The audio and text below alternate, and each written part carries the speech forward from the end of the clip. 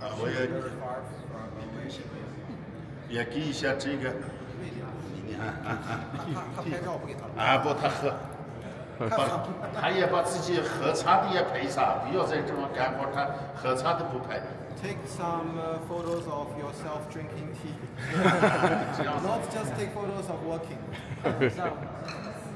That was Abudurekefu Tumuniyazi, the president of the Islamic Institute in Xinjiang, who shared some tea with me and other journalists from around the world.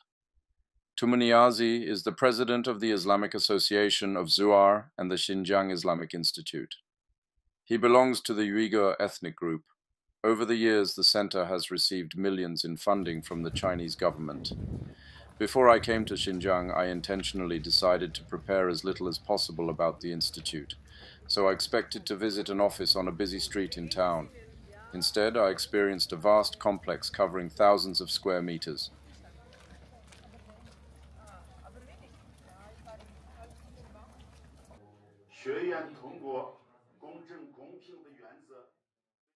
Ten religious institutions exist in Xinjiang, including the Xinjiang Islamic Institute and its 8 branches and 1 Islamic Scriptures School. The Islamic operation is comprehensive, and around 1,000 students are accepted annually. Tumuniyazi gave us a tour of the facilities. We visited a classroom, the library, and different reading rooms equipped with modern computers and tablets. Students can read magazines and books pertinent to their studies in Islamic culture, history, and religion. 跟他这个这样子有 tafsir. من جاء بالحسنة فله خير منها ومنهم من فزع يومئذ آمنون كذلك. 这些都是我们的这个verse. 这是国语版的。 The old campus and the Islamic Institute were founded in 1987, and the new center's construction started in 2014 and was completed in 2019. The central and provincial governments invested 270 million yuan to build the new center. The center includes teaching buildings, a library, dormitories, and a student canteen. A typical Islamic education takes 3 years. We also had the opportunity to ask any questions we liked during a sit-down inside the mosque together with the Imam, a very tall man with a strong voice, a lot of pondus, and a clear vision and understanding of the nature of Islam. The Chinese government cooperates with the Islamic communities in Xinjiang, giving them financial support for their operations. In return, the government expects a society with no conflicts between ethnic and religious groups and among minorities, a society free from separatism and terrorism, a goal that has been achieved to a large extent after the turbulent years of the 90s. During a speech at the 56th press conference of Xinjiang Uyghur Autonomous Region on Xinjiang-related issues, Tumuniyazi said, quote, Xinjiang fully implements the policy of freedom of religious belief and guarantees the normal religious activities and religious needs of religious believers in accordance with the law. In Xinjiang, all legal religious activities carried out by religious believers in religious places and in their homes, in accordance with religious customs such as worshiping, fasting, and religious festivals, are conducted by religious organizations and religious believers themselves and protected by law. No organization or individual shall interfere. Or organizations cannot force any Chinese citizens to believe in religion or not to believe in religion.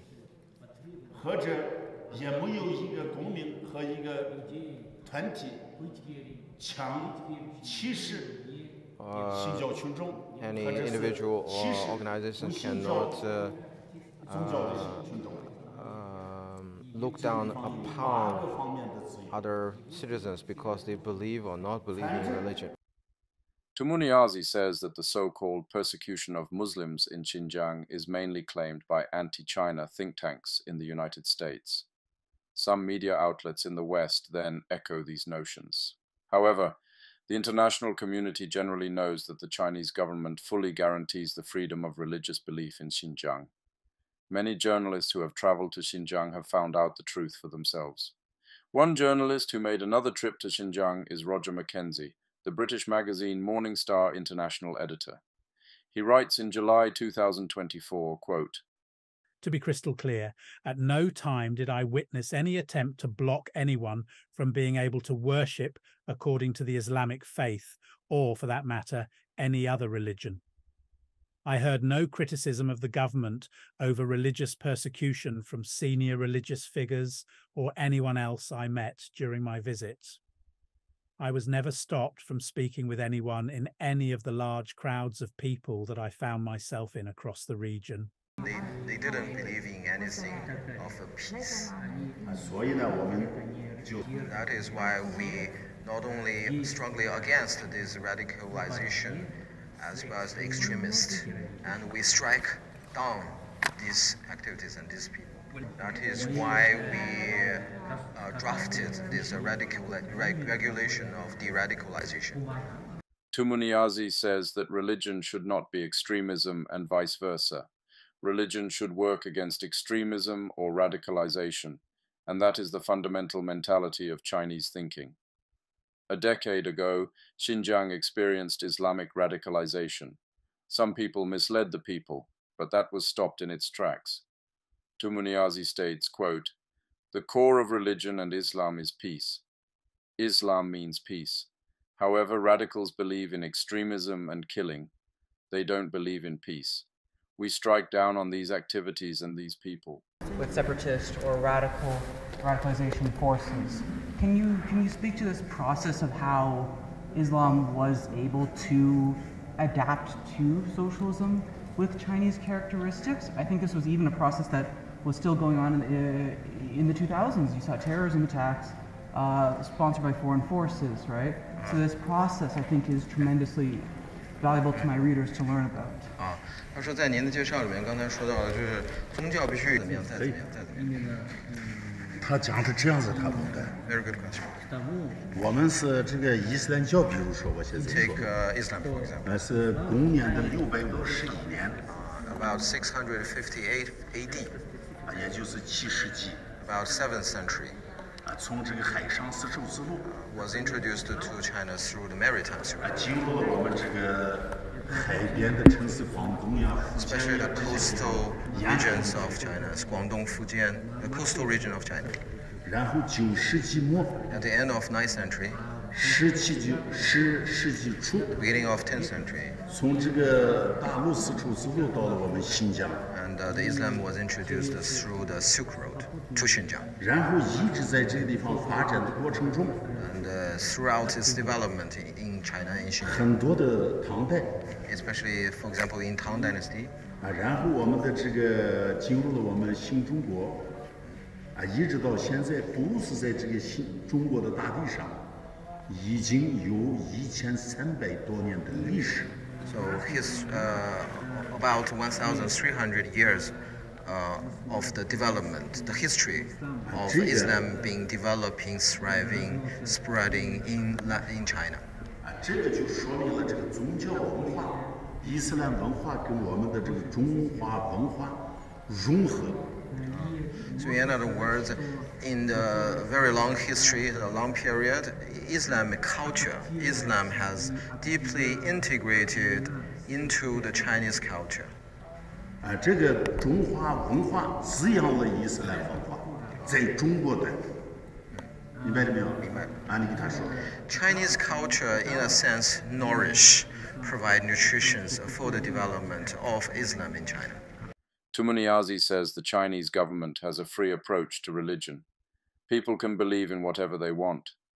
Freedom of religious belief is a personal business. Everyone is equal before the law and regulations.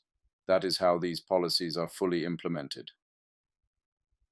From 2013 to 2018, representatives of the National People's Congress participated 10 times in discussions about religious freedom. They re-established that society should respect all religious people. We don't give orders to each other, Tumuniyazi says. However, religion does not exist outside Chinese laws and regulations. To make things work for China, Islam needs to adapt to socialism, At the same time, the Islamic values are maintained. He points out clearly that stopping extremism is not the same as targeting any religion or ethnic minority.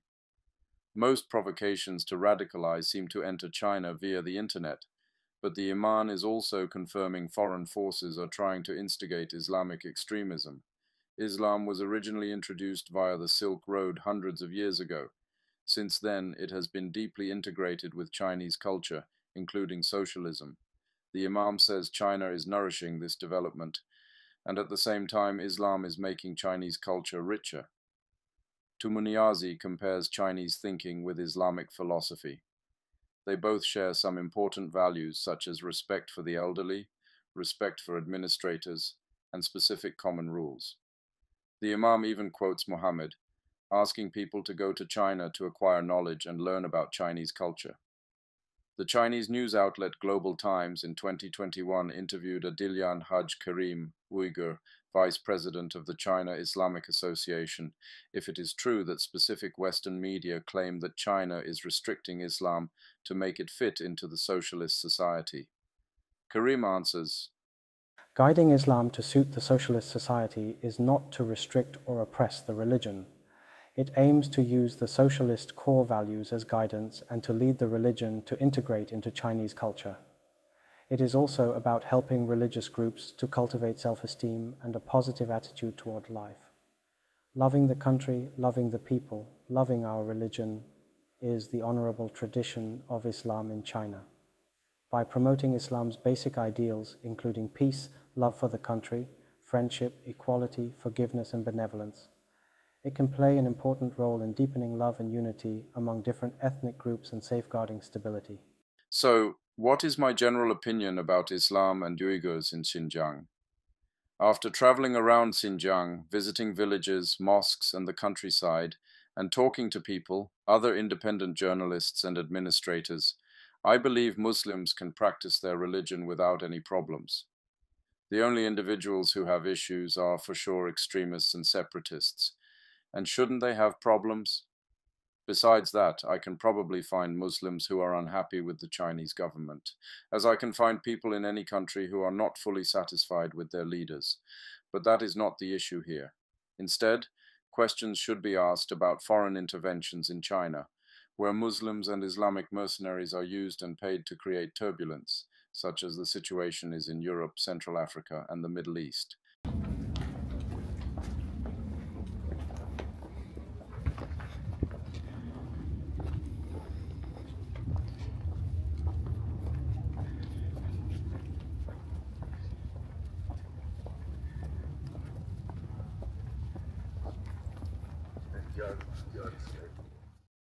وما أدراك ما ليلة القدر ليلة القدر خير من ألف شهر تنزل الملائكة والروح فيها بإذن ربهم